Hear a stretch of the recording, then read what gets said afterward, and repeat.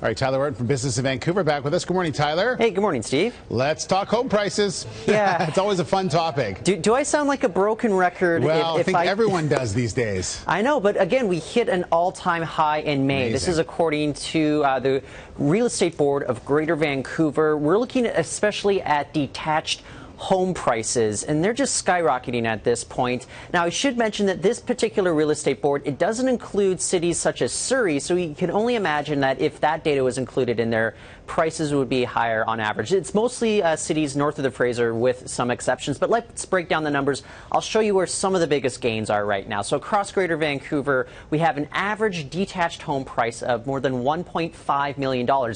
That's up 38% compared with a year ago. Go to Vancouver, the east side, it's $1.45 million. We see prices there skyrocketing more than 35%. Vancouver west side, $3.4 million.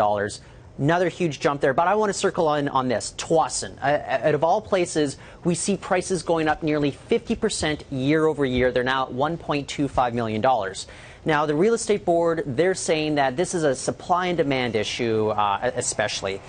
But we have economists at BMO, they're saying that, look, we are approaching levels of a housing bubble. When we're seeing prices skyrocketing around 40% year over year, there are concerns about a so-called housing bubble. But they don't want to use the word bubble. The economist, in his note to investors, he actually said it's, quote, the B word. So people are very hesitant about saying a particular bubble. But last time we saw prices going up that high across Canada, it was Toronto in the 1980s. It was Calgary in 2006.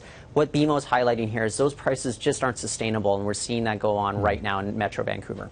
All right, let's move on to a little question we asked just before the break, and what item Canadians are importing less of from overseas. What's going on with those numbers? Yeah, well, you know what? We definitely had a much-needed growth spurt when it came to exports over the past month, and I should say this is for the month of April especially.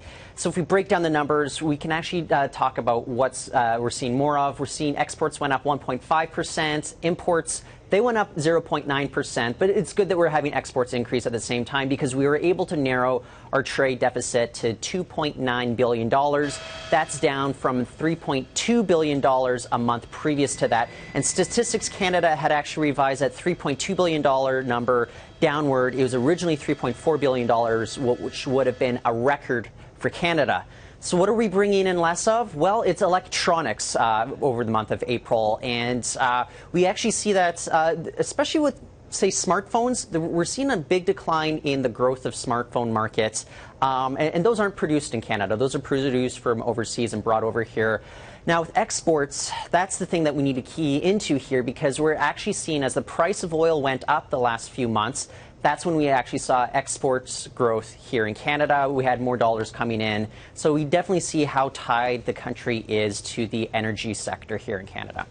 All right, Tyler, thank you very much. Tyler Orton from Business in Vancouver. If you want more, BIV.com.